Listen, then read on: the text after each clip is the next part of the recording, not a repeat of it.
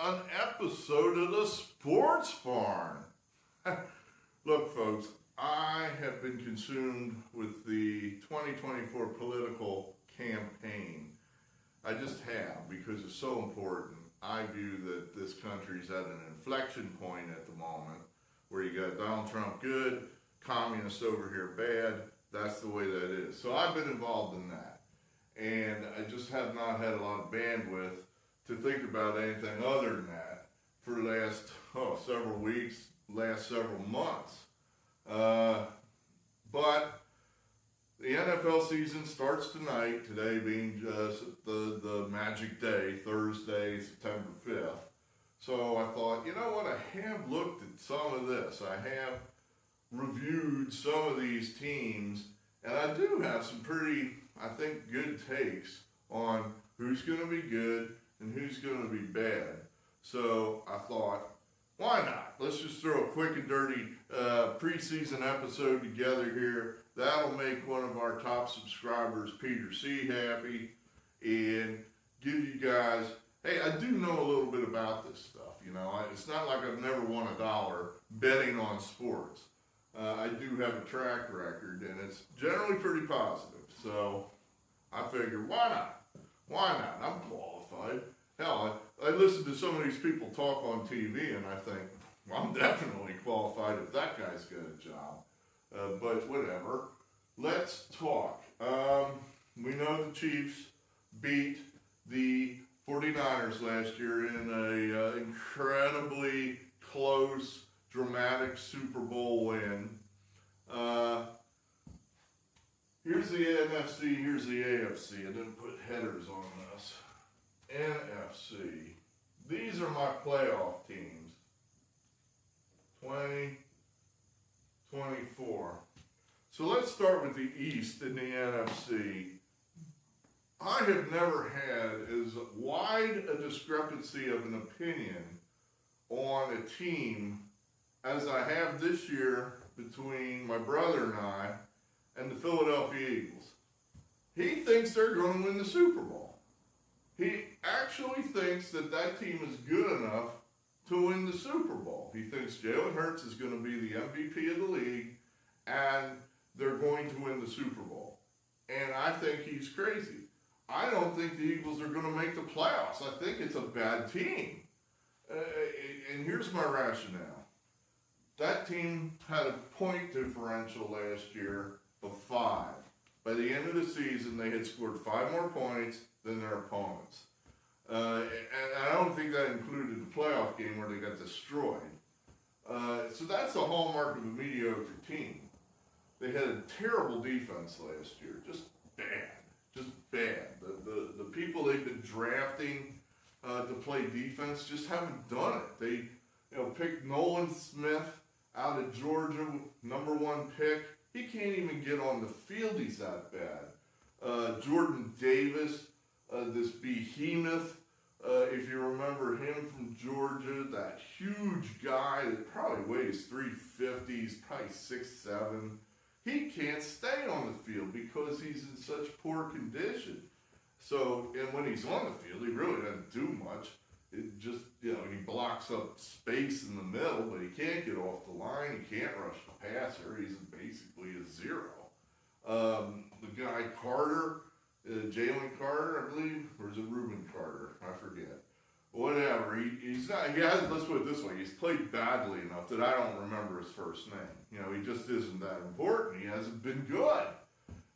And he was supposed to be the next Jerome Brown. And that's the line.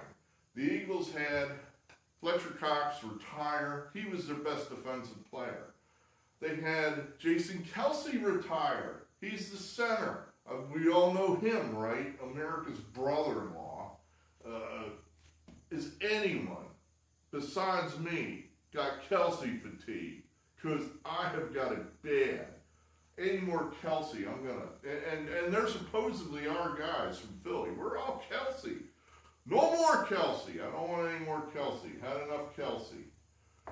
But we're going to miss him at center. He was one of the best centers in the league, and the guy retired. The center is the second most important position on the offense. So we're going to put some guy, guy's never played, started there. I think it's unlikely that he's going to play up to Kelsey's level, at least not in his first year. So we were mediocre to begin with. We've lost our best players. I just don't see this magic improvement. Now, to give you the moron, that's my brother, to give you his way of thinking, it was on the coordinators last year. In other words, we had bad offense, bad defensive coordinators. That these guys were terrible, and they wrecked the season. I don't even know. Was it Sean Desai was the defense coordinator. Then they fired him mid-year and brought in the odious Matt Patricia, and so that didn't work. And then on offense, I believe it was some guy named Brian Johnson, who was very close friends with the quarterback. In other words, here's our superstar quarterback, but his best friend was bad. In other words, his best friend was the O coordinator, and he was bad. So we got rid of him. It's like, well, but he was friends with him. So I don't know. That feels like that might cause some hard feelings, maybe. I don't know. But we brought in two guys that Mark tells me is going to be, Christ reincarnated, I guess. Kellen Moore. He of the Chargers, he of the Cowboys, he of Boise State. He's had good offenses. He had a good offense at, he didn't have a very good offense at San Diego last year, but he did have good offenses at Dallas. And then Vic Fangio, he's been around since Moses wore short pants, as defensive coordinator.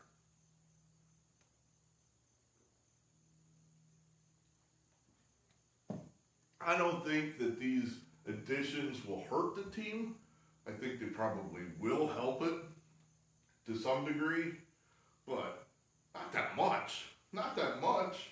I mean, the coach is still there. The head coach is still there. And this idea that the coordinators are running the team and the head coach is just there to determine whether we call heads or tails in the coin toss, I think is stupid. It's laughable. I mean, the head coach is going to be involved. And if you're telling me the head coach is just, he's like, Joe Biden. He's just an idiot, but we put him over in the corner and he doesn't really make any decisions. Well, that's dumb. That might work for the United States government, but it will not work for your National Football League team. So if Nick Sirianni, truly is a dumb guy and is not a good coach, I'm not sure I believe that totally. I don't think Sirianni's a bad coach. I think this is a team without talent. And they're laying it off on Sirianni saying, well, he was the issue. But now we got coordinators in there that can cover up for him so our great talent can shine. The Eagles don't have great talent. They don't. They got a lot of stars on offense, and I don't think that meshes together. They got a lot. Everybody's going to want the ball. All you fantasy people out there that are grabbing A.J. Brown and are grabbing Devontae Smith, and now they got this kid from Washington or Penn State, Dotson, and as your sneaky sleeper pick. And then you got Saquon Barkley. Oh, my God, another Penn State guy. And I know y'all know this, that when you say Penn State, everybody immediately thinks of explosive offense. Penn State, that's what historically we all think about when we think about Penn State. We think about explosive offense. I'm being facetious, of course. So, don't see it. I don't see it. That team quit last year. You could not watch that team week after week like we were subjected to in Philadelphia. And we're contractually obligated to watch these games. They make you sign it when the day you're born.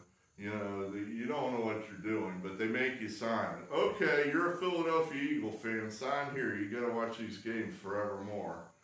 So I signed it. I didn't know what I was doing. But now they show, every time I get sick of that team, they shove the contract in my face and say, oh, you got to watch. You got to watch this. So I watched it. And I watched the team quit. Absolutely quit. Their interest in tackling, no. I mean, there were business decisions being made all over the field. It's like, well, I could probably tackle this guy, but it's going to hurt, and I might get injured, so I'm not really going to try. And it was obvious.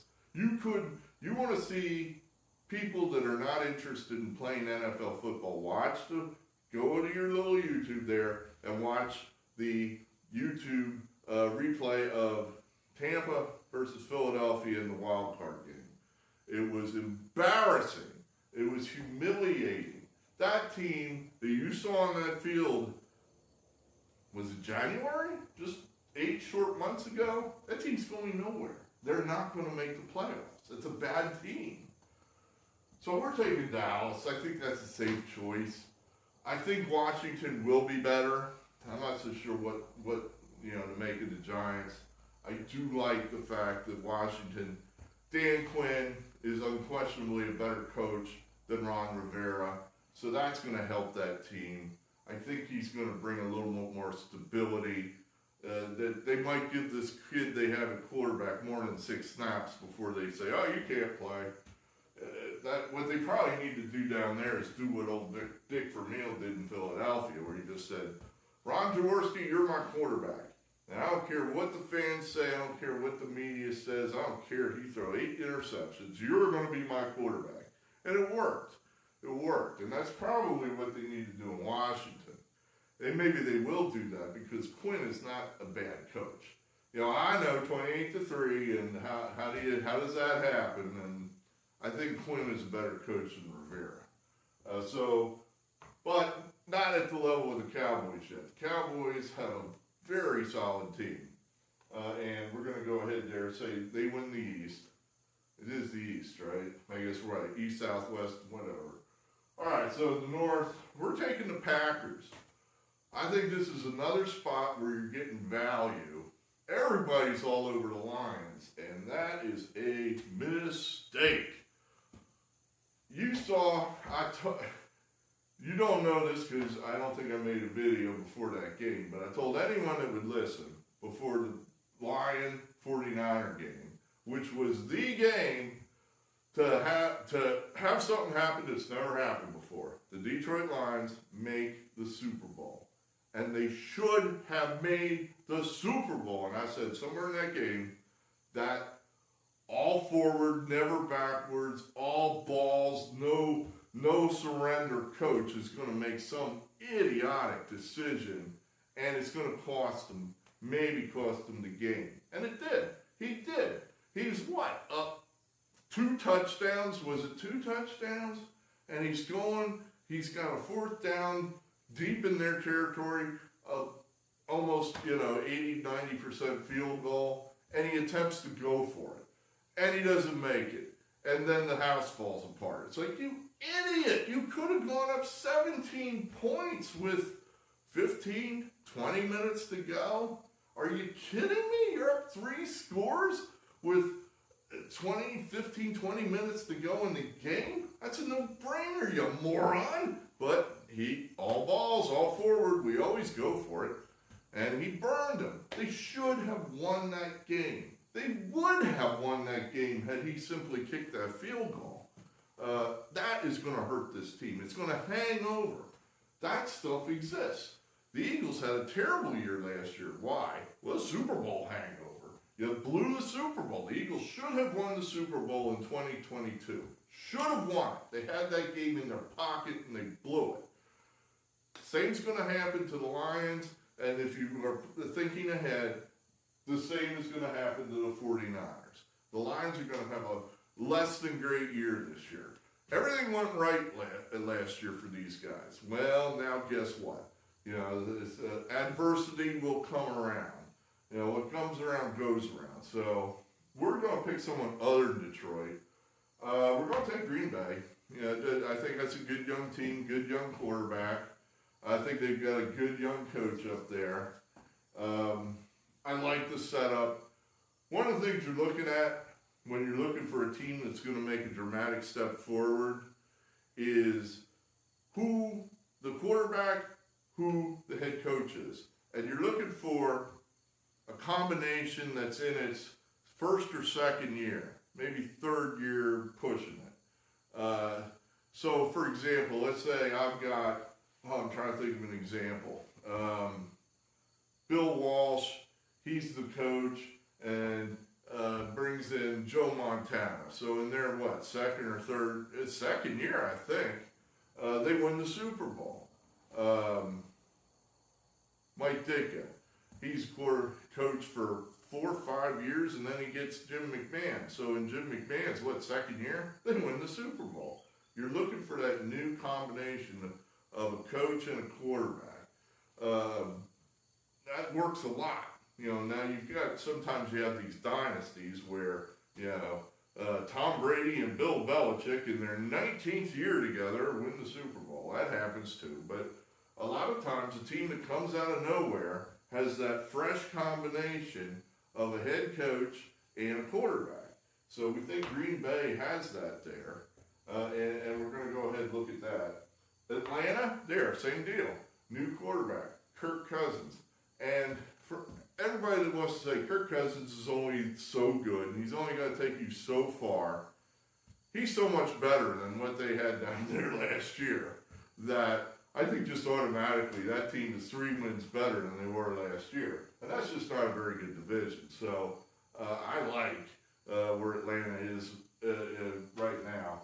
I think they'll probably win a weak division. I don't think they're going anywhere. I don't think they're going to win the Super Bowl. But in a weak division, we'll take Atlanta. Here we think there's a sleeper team, the Rams. This team won the Super Bowl not too long ago. I think there's still some talent there. They have a good coach. I think at this stage in his career, the quarterback's still okay. And I think the Niners are going to take a step back. So I think the Seattle Seahawks are going to take a step back. Carroll's out of there. No, he's pulling the ripcord. We've seen this happen before. And usually when he disappears, he leaves a smoking hole in the ground. So I don't expect the Seahawks with Geno Smith to be that great. The Cardinals, they're always lousy. I think we can look at them and go ahead and say, nothing special there.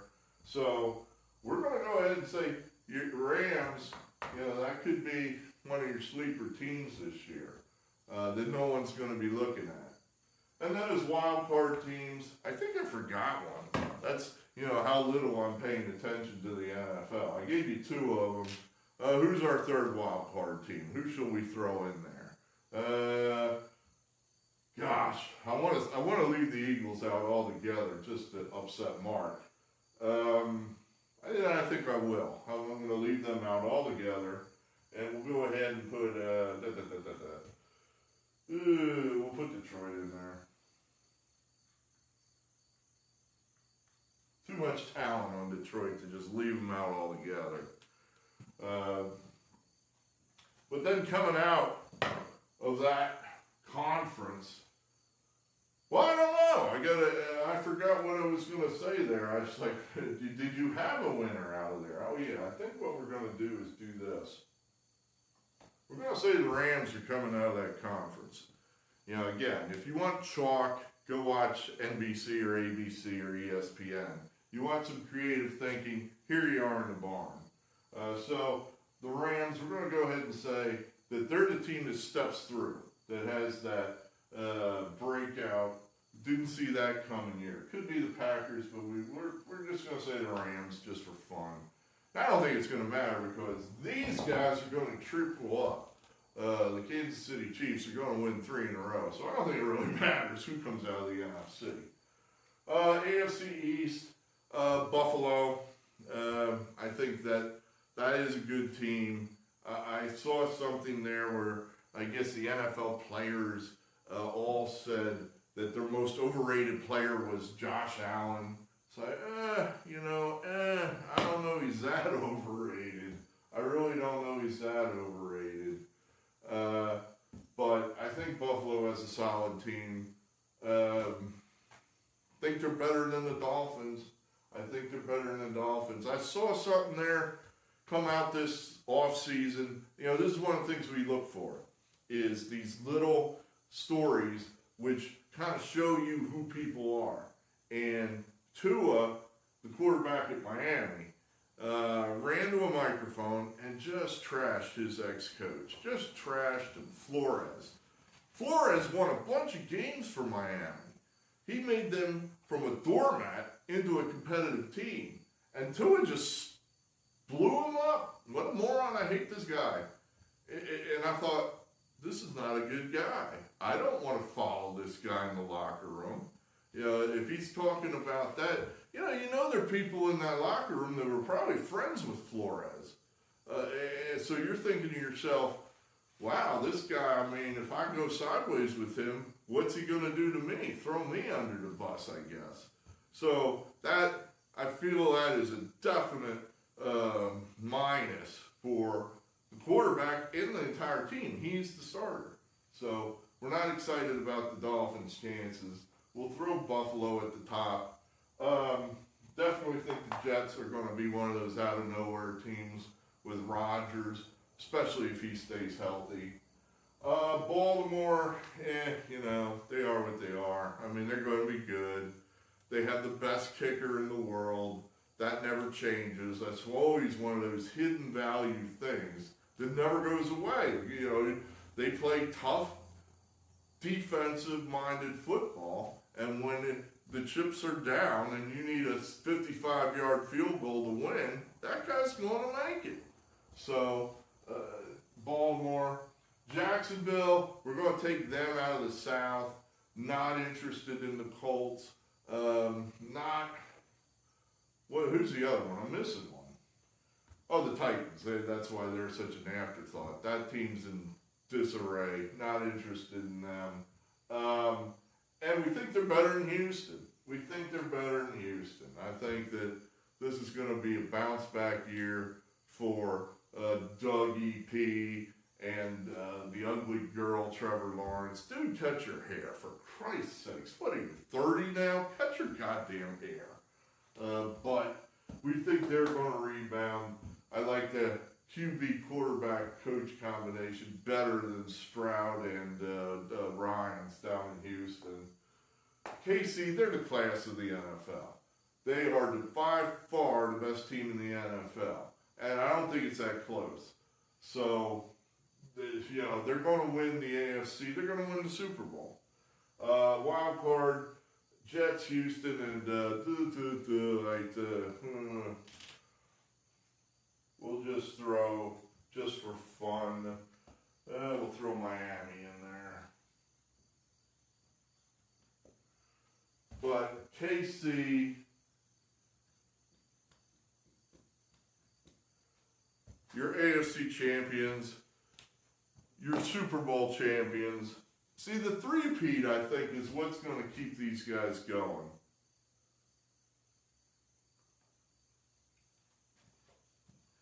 There's nothing wrong with Mahomes.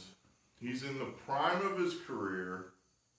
He's the best quarterback in the league. He just needs something to get him out of bed in the morning. And he can do something this year, this season, that no one else has done, not even the sainted greatest of all time, Tom Brady. So, to me, that would get me out of bed in the morning. It's like, right now, this year, I can cement myself as perhaps the greatest quarterback of all time. You know, after that, I can just rack up stats, and if we win, that's great. If we don't win, that's okay too. But I will have done something that no other quarterback in history has ever done. So, yeah, that would get me out of bed in the morning. And frankly, I think I would get a lot of his teammates out of bed in the morning. And I think it's a team that is together, that this is not a team that's going to rest, that they look like they're one of those, hey, this is what we do. You know, we win. We come to work. We don't goof off. We come to work. The guys that goof off, Andy gets rid of them. So, that's where we are. Chiefs, Rams, Super Bowl with the Chiefs winning. I don't feel so good about the NFC as far as who's going to make it there. I don't think it matters because we're picking the Chiefs for the three-peat. All I got to say, that's it. We'll talk later. I don't know if we'll make videos throughout the season. I honestly don't. Oh, yeah, okay. You want to know, but what do we do Sunday? I've got to make some picks. Okay, well, do this. Let's see. Tonight, easy. The Chiefs, -2.5. I think that's easy. That's an easy one. Let's see. Take the Packers tomorrow. I mean, it's a little bit of a wild card. I think it's 2, isn't it? 2.5. Let's say 2. The Packers, opening up in a foreign country, you're probably best to leave that one alone. But I just have such a strong bias against the Eagles this year. I'm just going to say, go ahead, put my pick where my mouth is, and fade them. But, it's really not, going all the way to Brazil to play your opener. That just feels like a total crapshoot. So I'm not wild about that pick. I just know the Packers are a better team than the Eagles. You want to pick, how about Arizona? They're off the map. See if you can get 7 on that. It's 6.5 right now. I'd wait till game time and see if you can't get a full touchdown on that one. You're looking for bad teams that had bad records last year. And you're looking for those teams. You're looking to fade the teams with really good records in week 1, and you're looking to play teams that had bad records in week 1. See if you can't get New England +10. I think it's 9.5 right now. See if you can't get that all the way to 10. They're against Cincinnati. San Francisco, well, not San Francisco. They're playing San Francisco, the Jets. See if Aaron Rodgers, the magic comeback. On Monday night, he's going to want to play well. I mean, after being out for the whole season, and now he's on the national stage. For one game, you're probably going to get a pretty good effort out of Aaron Rodgers on Monday night versus the 49ers. So what is that, 5 games right there? Yeah, go ahead with those. There's some other good games, but my mind is racing right now, and I didn't do a hell of a lot of preparation for this show, so that's what you got there. All right, you got 5 picks. You got your division winners and the Super Bowl winner. I don't know if we're going to have any more shows. If we have a good week 1, yeah, we'll probably have another NFL show next week. If we have a bad week 1, well, then I'll probably just give you more political videos. So that's the way that goes. That's the way it is. That's the way it is. Eric Arnold signing off.